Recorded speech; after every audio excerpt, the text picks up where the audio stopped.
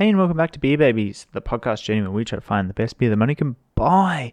Today it's just Will again for my special little mini series, Will's One Word. One spelt as in one like winning, because all of these beers are winners. Today I've got a really tasty beer from the Mill Brewery from Melbourne in Victoria, and I'm going to tell you all about it. If you guys are good and listen all the way to the end, you might even catch another installment of everybody's favourite section, the Taste Tess. So let's pour a little bit out and then I'll get stuck into a bit of info about these guys. The last time that we had a beer from the mill, it was actually in our Tin Man special. It's cold in here. Anyway, what do you think about this beer, Will? There must be some toros in the atmosphere, I said. We were graciously enough donated a bunch of beers by the awesome folks at Tin Man, who supply craft beer straight to your door. They also gave us a code that you could use. So if you use the code Beer Babies, you get 10% off. Now, I don't know if that code is still active. Who could possibly know? I know. You could. Go give it a try and let me know as well, because if it's still working, I'm going to get some more beer. This one is their Daydreamer Session IPA. Now, it's not overly hazy. It's got a little bit to it. It's well carbonated, got a real bubbly head. I'm really looking forward to having a taste of this, but if we're being completely honest, this isn't the first time I've had this beer. The first time I was actually in a car park down in Hobart because I think I'd misread the email, and so it was actually 3 hours before me and Declan, one of the fellow members of Beer Babies, could actually check into a hotel because we were down there for a gig. And so we were actually sitting in the car just sinking cans. And I think I've got a lovely video that I'll cut to right now. So I may have got the check-in time wrong, but that is not going to dampen our spirits, is it? We are in the car, but we are well prepared, aren't we, Jack? And who's this one go out to? This one goes out to Billy.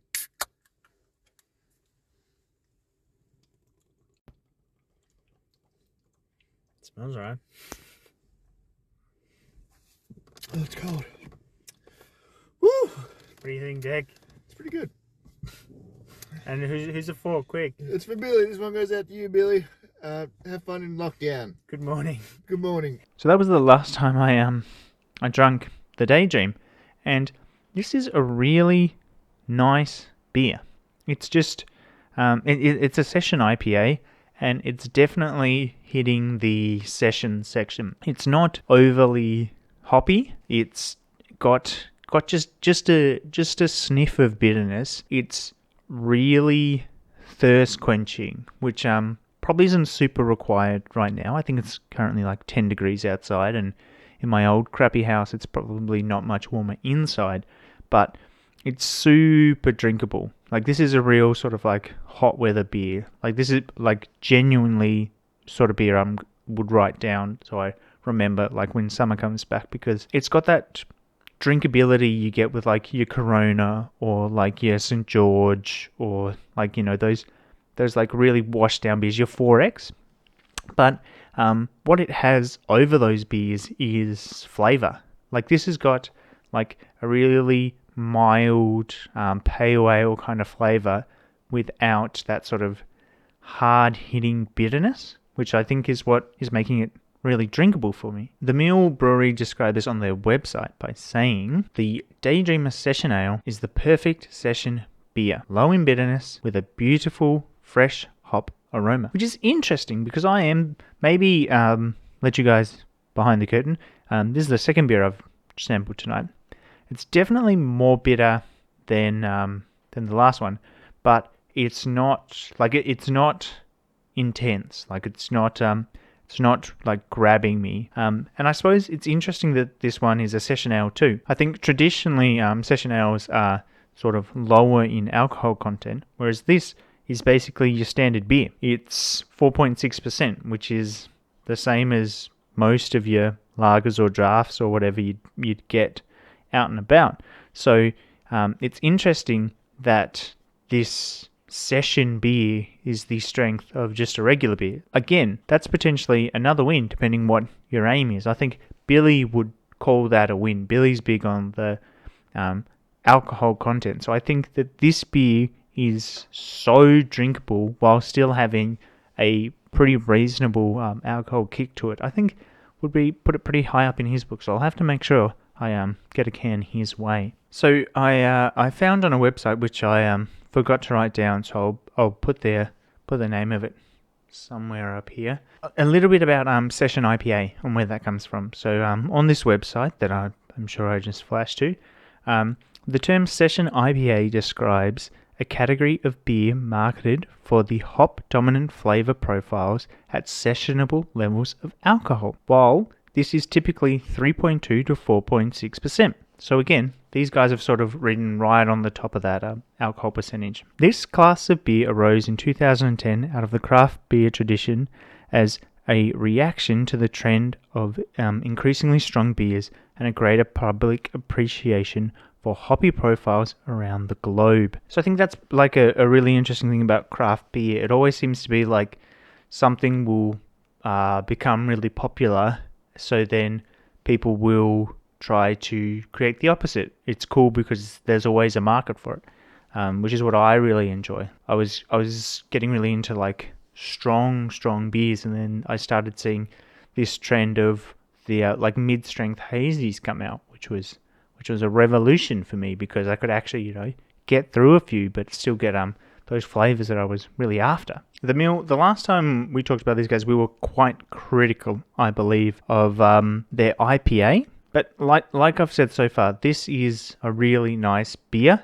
It's super drinkable, and it is definitely a session ale. The sort of thing that you could sit and tip back. Why take my word for it? I'm going to cut to everybody's favorite guest for a little section we like to call the Taste Tess. Welcome to Taste Tess. I have nothing planned to say, but that felt right. I thought that I would try and calm. Actually, no, I think I'm going for more of like a radio. I don't know. I don't listen to. Not cool radio. All I listen to is Black Betty these days, as requested by a 4-year-old, not by choice. Cut that. Cut it. Really cut it. What is this? Please. I suppose you're not on. Everyone else would know. So. Okay. Well, I'm gonna look. Superior, independent beer, Melb 3066. I'm guessing that's their The year they were established. No, the thing where they are, the postcode. Yeah, the year. They're very old beer. Very advanced. This is an original can. This tells me nothing. I don't know anything. Daydream. Sounds dreamy. It smells like beer. It smells like the other one, but maybe... I don't want to sound silly because I feel like it's more fragrant than the other one. Yeah. But also, I can't really remember.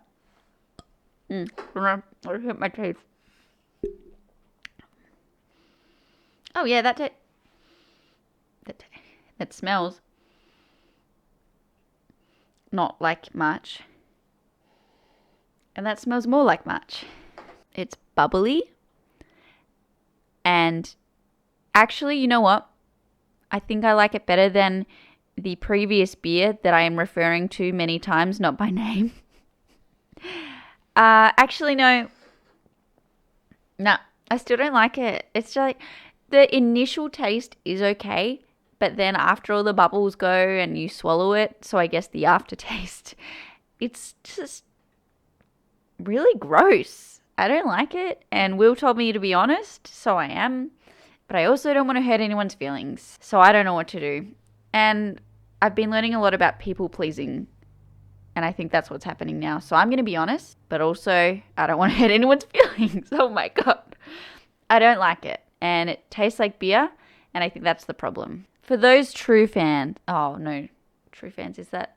True believers. No, I'm thinking of OnlyFans. Which is, I'm just saying I don't have an OnlyFans. But I have no problem with it.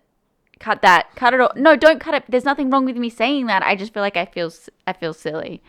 I respect OnlyFans. No, seriously, cut all of this, please. Okay, so for the true fans who saw the last episode that I was in, I've forgotten what I was going to say. Oh, yeah. Okay. So you will know that I hate the Beer Baby scoring system so much. It makes me really angry and like kind of upset if I think about it too much. So I am not going to use their system. I will, if I have to, rate the beer out of 6, but just know that I don't mean this is how many beers I would drink in a session or whatever. I don't know what this session means. This is just a number 4? No! Wait, now I'm still thinking about how many I drink. Shit. Okay, so I'm going to use the Beer Baby system. Just because I'm getting confused. It's perfect. It's not perfect. If you think about it too hard, there's problems with all Because I don't drink alcohol. So if I drank 6, like if I loved this and I was going to drink 6, I would probably die. Like I would not be okay. But I don't love it. And I would only probably drink like half of one. I don't like the system, but god damn it, it works. I would drink half of one of these beers out of a 6-pack in one session. So What happens to the other 5.5? the last one you gave 5 out of 10, and this you gave a half out of 6. And that makes more sense. I guess. Oh god, it doesn't feel fair. Which beer did you like I don't- more? Neither. They taste exactly the same. And I rated them completely differently. I needed to have them side by side with... I need a sorbet. Like a drip in there. Literally a drip. Whoa. Tess, there's only a drip, you can't waste it. I don't like that one. The first one that I liked more, I actually like less. Okay, I take it all back. I prefer this one. And I hate this one. And you should listen to me and my feelings and thoughts about this because I know stuff about beer. I don't think I like either of them. So some shocking revelations there from everybody's favourite segment, the Taste Tess, which I think after like such good results is going to have to become like a weekly thing. So look out for that. So yeah, this little format is very different. Like I said last time, which I'm sure you've already watched, particularly after Tess's little input. It's very different. Like normally, a lot of the conversation is bouncing off each other, but I hope I gave a good account of this beer, which genuinely is really tasty and super drinkable, which is what I think this beer has going for it. I think that it's not doing anything particularly new or exciting, but what it's doing well, and it's doing it in a way in which I can really consume it, which I guess if you're making beer is what you want to be doing. So I guess at the end of the day, it's time for the 6-pack test. So if I was given a 6-pack of the Miller Brewery's Daydream Session IPA, I think I'd give this one a 4. And that's about all I got. So thank you very much for listening along. This has been super fun. I hope you've enjoyed it. If you like the different format, if you like these sort of one-on-one sessions we're having, it's like me tutoring you about beers. If you've enjoyed that, make sure you let me know, and maybe I'll do a couple more. If you want just Taste Test episodes and reviews, let me know. Maybe that's where the podcast needs to pivot to, because I know I enjoyed it, and I think you will too. So thank you very much for watching, and I will see you next time. Bye.